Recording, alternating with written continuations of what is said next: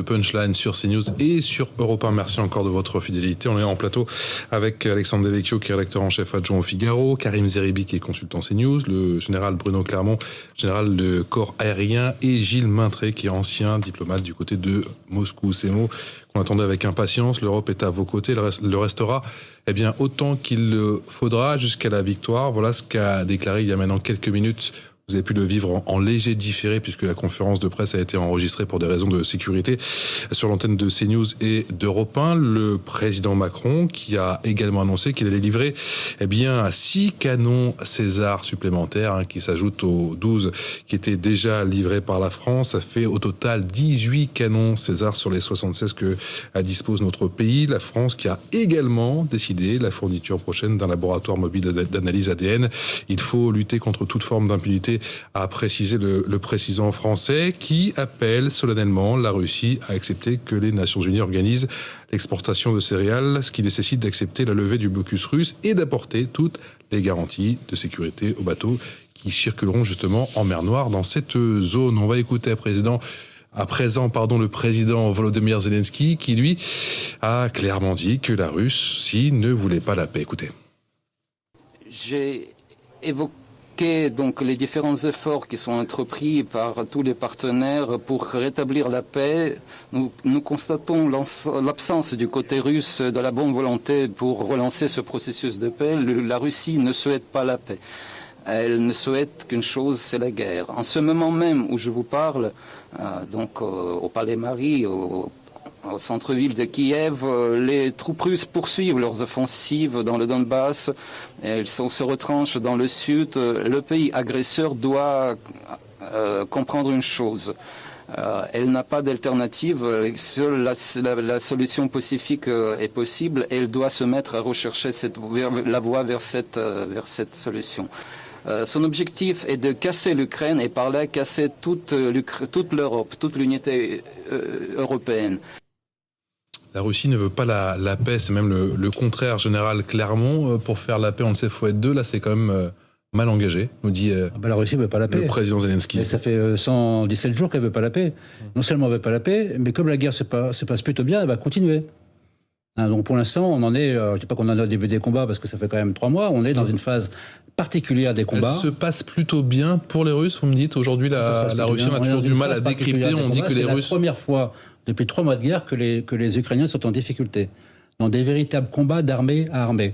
La guerre d'avant, c'est une espèce de guerre ratée du côté russe. Donc les Ukrainiens ont brillé dans une guerre ratée des Russes. Cette fois-ci, on a une vraie guerre armée contre armée. Et malgré leurs insuffisances, les Russes ont appris de leurs erreurs. Ils ont réorganisé leur groupe de bataille. Ils utilisent mieux l'artillerie, ils utilisent mieux l'aviation. Ils ont concentré les efforts sur le Donbass. Et 2 mois après, ça paye. Ça a mis 2 mois. On peut pas dire que c'est fulgurant. Mais ça commence à payer. Donc les Ukrainiens reculent. J'insiste sur le fait que les 3 présidents, les 3 chefs d'État se rendent. Les 4 avec le chef d'État roumain se rendent dans ce pays à un moment particulier. C'est la première fois que les Ukrainiens sont en difficulté. Et d'ailleurs, le discours des Ukrainiens change quand ils sont en difficulté. Plus ils sont en difficulté, plus le président Zelensky évoque la possibilité de négociation, avec toujours des phrases un peu compliquées dont on sent qu'il veut chasser les Russes d'Ukraine, mais ça fait rien. À ce moment-là, le sujet des négociations revient, et par contre, du côté russe, le sujet des négociations disparaît. On va en venir aux négociations dans un instant, mais justement sur cette avancée des Russes, est-ce que concrètement, mon général, aujourd'hui, ce sont les Américains qui ont l'avenir, le destin des Ukrainiens en main ? En fait, ce sont tous les pays qui fournissent de l'armement. Donc surtout les Américains. Les clés du succès de l'offensive, de la deuxième offensive, c'était... Il faut que les Russes apprennent de leurs erreurs de la première guerre. Ils les ont apprises, globalement, même si on a des difficultés. Il y aura la bataille de la logistique. Pour l'instant, c'est les Russes qui ont pris l'avantage sur la bataille de la logistique. Et pour les Ukrainiens, ça va dépendre de la capacité des Occidentaux à fournir de l'armement. Et sur ce sujet, malgré tous les efforts qui ont été faits, on est très, très, très loin du compte. Et on va rester très loin du compte. Gilles Maintré, ancien diplomate à Moscou, est-ce que les conditions, d'après vous, sont bientôt réunies, justement, pour négocier un cessez-le-feu ? Non, parce que comme c'est très bien dit par le général, évidemment, on a un jeu un peu de balancier. Au début, c'était évidemment les Ukrainiens. D'ailleurs, Zelensky a toujours été dans une position plutôt ouverte sur la négociation, sur la diplomatie. Et les Russes avançaient. Et puis, il y a eu la contre-offensive ukrainienne, le fait que les Russes se soient retirés sur le Donbass. Et là, on a commencé à entendre du Kremlin dire « Mais attendez, les Ukrainiens négocient plus, on aimerait qu'ils reviennent dans la salle de réunion ». Et puis voilà, maintenant qu'effectivement ils reprennent dans le Donbass, on entend à nouveau les Ukrainiens faire des ouvertures.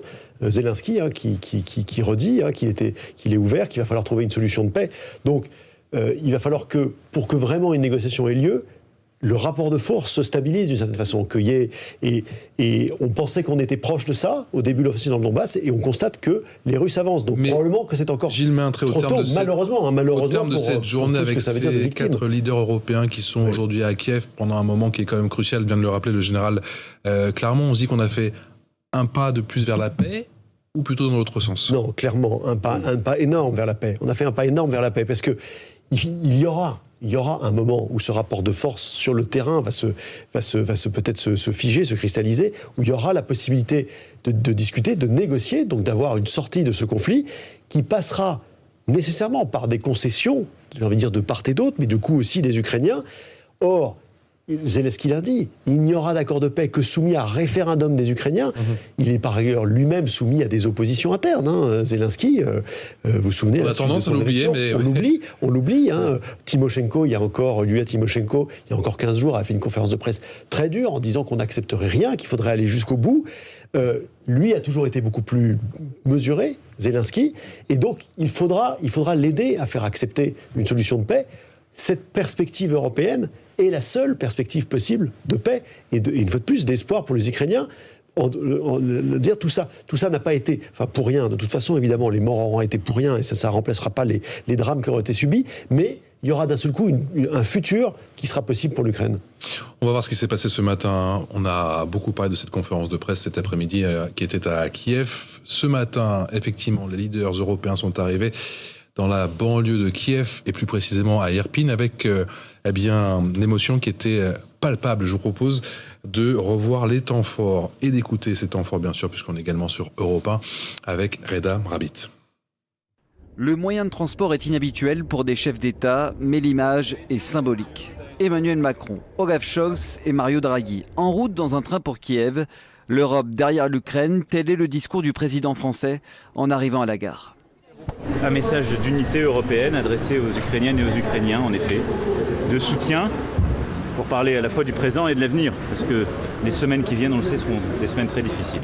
À la mi-journée, on retrouve les 3 hommes à Irpin, ville de la banlieue de Kiev, décimée après être passés durant quelques semaines sous pavillon russe. Échange avec les forces armées sur place. Je ne peux pas vous dire que c'est ici que vous verrez les images les plus dévastatrices. Il y a plus encore ailleurs. Mais au vu du contexte actuel, nous ne pouvons pas vous y emmener.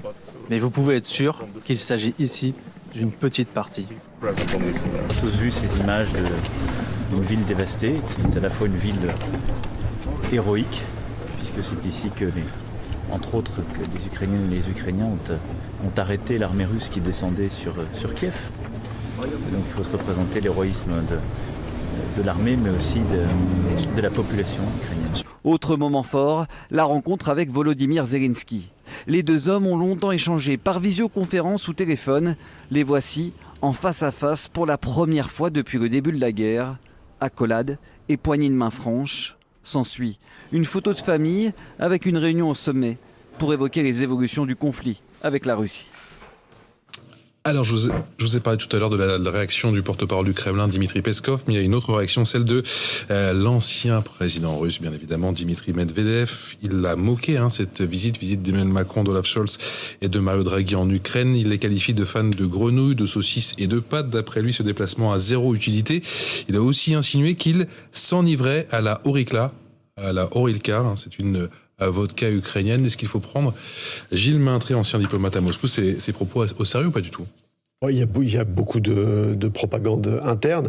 Ce qui est navrant, c'est de voir comment Dmitri Medvedev, qui, vous vous souvenez, à l'époque était le visage de la modernité, de l'ouverture sur l'Europe, lorsqu'il avait pris la présidence, et qui est depuis le début du conflit pas meilleur qu'un présentateur de Pierre Vicanal, de la première chaîne russe, ou de Rassia Hadin. Il tombe malheureusement dans l'espèce de désinformation continue auquel les Russes sont soumis. Si on revient sur les images, on voit que ça a été un moment fort. Alors, moi je faisais plutôt partie de ceux qui, à titre personnel, trouvaient le la séquence du train ce matin. La séquence de l'Orient Express, là un peu décalée. Vous savez, au même moment, Jean-François Copé parlait de risque du parallèle avec les années 20-30, alors qu'ici, en France, l'extrême droite, l'extrême gauche sont parfois face à face dans certaines circonscriptions en France, comme c'était le cas dans l'Allemagne des années 20, donc face à ce danger. Évidemment, il y avait un petit côté années 20, partant là-bas. On ne savait pas, bien sûr, quel était le contenu de cette visite. Maintenant qu'on a entendu le message, qui, une fois de plus, est historique et très fort, voilà, on voit qu'on a eu aujourd'hui un moment qui est peut-être un point de bascule dans le chemin vers la paix dans ce conflit. Zéro utilité pour Dimitri Medvedev. Karim Zeribi, c'est aussi votre sentiment, au terme d'une journée qu'on va qualifier d'historique? Non, je ne veux pas le croire. Je pense que tout ça est très excessif. Et d'ailleurs, autant d'excès que, à mon avis, masque quand même aussi autre chose du côté des Russes. Et autre chose qui ne les met pas automatiquement, de mon point de vue, en position dominante. Encore une fois, moi je crois que notre position à nous, il était inimaginable de ne pas apporter un soutien indéfectible à l'Ukraine, sur le plan moral et politique. Sur le plan militaire, il est évident que les aider à résister, et effectivement c'est lié quand même à la démarche morale et politique que je viens d'évoquer, fait durer le conflit. Et au plus le conflit dure, au moins on risque d'aller à la table des négociations. Donc, et on est pris dans cet étau-là. Parce qu'on ne pouvait pas ne pas apporter de soutien, et apporter un soutien tel que nous le faisons, c'est-à-dire insuffisant pour gagner la guerre, mais suffisant pour résister, fera durer le conflit. Et au plus le conflit dure, au plus on est dans ce phénomène de balancier qui a été évoqué tout à l'heure. D'un côté, on a une résistance parfois qui prend le dessus, et donc ça donne aux Ukrainiens non pas l'envie d'aller à la table des négociations, mais de dire on peut renverser la table et on peut gagner cette guerre. Et de l'autre côté, lorsque les Russes reprennent des positions dominantes, se disent finalement cette marche en avant, on va la poursuivre. C'est assez compliqué d'être dans cet entre-deux, mais avions-nous le choix, nous, en tant qu'Européens, et avons-nous la clé? C'est surtout ça aussi la question, donc pour sortir de ce conflit. Je n'ai pas le sentiment que nous possédions, nous, toutes les clés pour sortir de ce conflit. Alexandre Devecchio et mon général, je vous donne la parole dans un instant. Les leaders européens qui sont en Ukraine pour marquer les esprits, chacun y allait de sa petite phrase, vous l'aurez compris. Celle de Mario Draghi a retenu notre attention, je vous propose de l'écouter. Tout. Nous allons tout reconstruire. Ils ont détruit les crèches, les terrains de jeu, et tout sera reconstruit. Ils ont déjà bien commencé.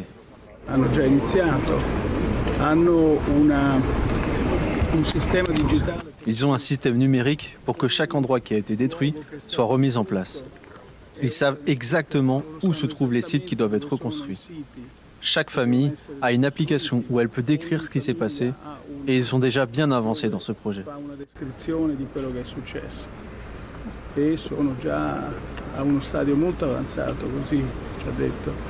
Alexandre Devecchio du Figaro, et c'est pas un peu avancé, Mario Draghi? Bon, il est là aussi pour donner un peu d'espoir. Il y en a pour 540 milliards pour l'instant. Puisqu'on va les intégrer, mais ça c'est une des conséquences collatérales de l'intégration, ça voudra dire qu'il faudra financer tout ça. Et là encore, ça a des conséquences pour l'Europe, et je suis pas sûr que s'élargir, faire des transferts massifs pour un pays qui sort de la guerre, même s'il faut les aider, ça va nous permettre d'être nous plus forts. Mais je voudrais redire un mot sur ce tweet de Dimitri Medvedev parce qu'il me frappe. Je pense qu'effectivement, il y a un style qui est presque ordurier et qui peut choquer. Et il ne s'agit pas de dire qu'il a raison. On ne s'adresse pas comme ça à d'autres chefs d'État, mais qu'il le fasse, ça dit quand même beaucoup de choses sur ce que nous sommes aujourd'hui. Ça veut dire qu'ils ne nous respectent pas du tout. Là, on présente cette réunion comme une réunion historique. Ça n'a pas l'air d'impressionner du tout les Russes qui nous marchent dessus. Ils vont se promener, qui vont boire de la vodka. D'une certaine manière. Donc, c'est pour ça... opération pour dire on est aux côtés des Ukrainiens, mais encore une fois, si on n'a pas... C'est une opération qui est menée sans que dans le rapport de force on puisse réellement peser. C'est une opération qui nous affaiblit, je trouve, au lieu de nous renforcer. Est-ce qu'on arrive à instaurer un rapport de force, mon général, puisqu'on dit souvent que les Russes ne comprennent que ce rapport de force? Le rapport de force, il est sur tous les terrains, il est militaire et politique, et là, l'Union européenne envoie un signal d'unité qui est fondamental.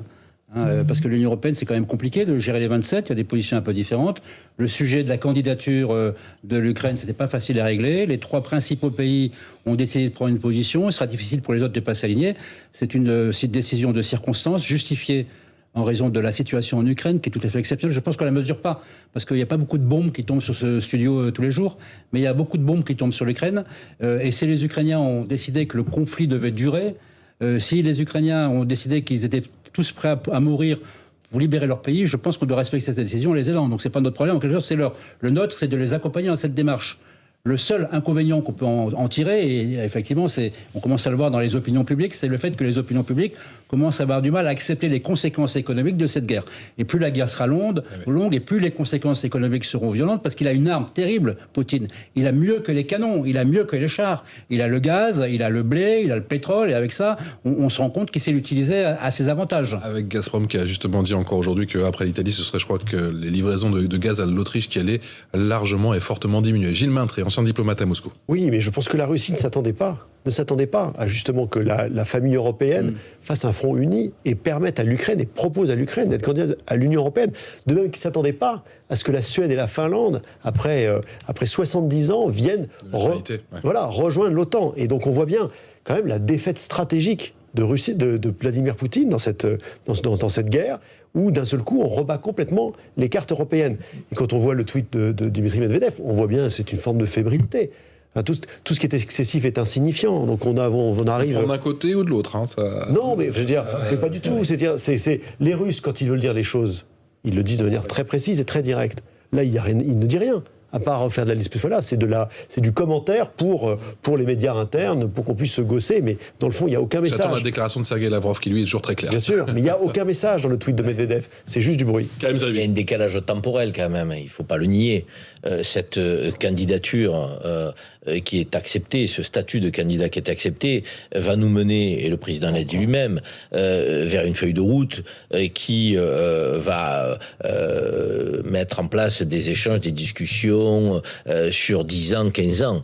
Or, la guerre est aujourd'hui et maintenant. Donc ça veut dire qu'il y a ce décalage entre l'image de cette unité européenne, qui est salvatrice, que je trouve intéressante. Encore une fois, si c'est l'amorce d'une Union européenne qui prend un virage politique véritablement, et pas simplement sur des projets, parce que je pense qu'il faut dépasser le cadre des projets, donc, parce que sinon, je pense que c'est un modèle politique, civilisationnel qu'il faut qu'on bâtisse ensemble. Donc, et aujourd'hui, ne contenez pas. Si c'est ça, donc, ok, très bien, cette image, elle est historique, mais par rapport aux conséquences de la guerre qui est immédiate, l'intégration de l'Ukraine au sein de l'Union européenne, c'est dans 10-15 ans.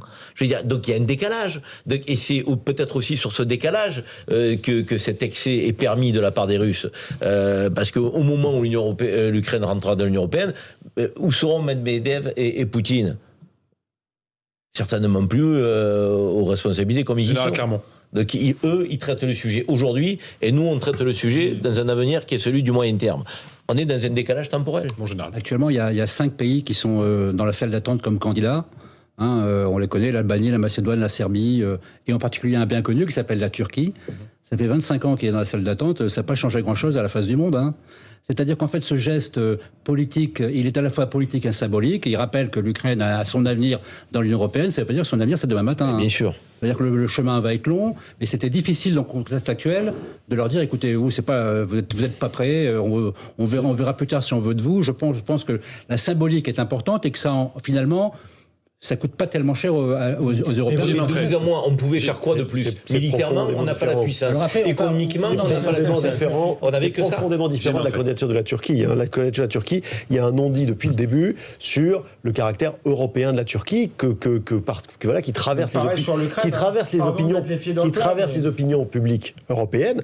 Sur l'Ukraine, on a une continuité culturelle et géographique avec des pays qui sont déjà dans l'Union européenne. Parce que si les Ukrainiens sont européens, alors est-ce que les Polonais ne sont pas non plus européens et les Roumains ne sont pas non plus européens ? Voilà. Donc on est dans une beaucoup plus grande évidence, en plus à un moment qui est historique, et dans les conditions dans lesquelles cette candidature a été acceptée, on imagine mal que dans 2 ans, on va dire, finalement, on a regardé, on va refermer la candidature. En revanche, oui, bien sûr, ça va prendre très longtemps. Alors, ça va prendre très longtemps, ça va prendre au moins 10 ans. Vous touchez un point névralgique, mais jusqu'ici, il était plus ou moins considéré que l'Ukraine était à la limite, était entre l'Europe et le monde slave. Et c'est une des raisons profondes. Mais le monde slave, il est en Europe. Ils ne sont pas slaves, les Polonais. Les Polonais ne sont pas slaves. Alors les Russes les Polonais ne sont pas européens. Les Polonais qui sont slaves comme alors les Russes sont tout aussi européens. C'est bien le problème de Vladimir Poutine. Mais non, parce que la question c'est pas d'être slave ou de pas être slave, c'est la continuité culturelle et géographique qu'il y a. Mais elle n'était pas si évidente. Parce qu'en Russie, de l'autre côté de l'Oural, évidemment, on est dans une autre géographie. Elle n'était pas si évidente. Du reste, moi, ce qui me pose problème dans cette Europe, c'est qu'on refuse de se définir géographiquement, culturellement. Donc pour moi la continuité culturelle elle est pas si évidente que ça. D'ailleurs il n'y aurait pas de guerre sinon. Et ensuite il faudra dire qu'est-ce qu'on est culturellement, politiquement, économiquement, institutionnellement et partout. Il y a un flou artistique et je pense que c'est pour ça que l'Europe est aussi faible aujourd'hui. Merci à tous les 4, Karim Zeribi, Alexandre Devecchio, Bruno Clermont et Gilles Maintré d'avoir été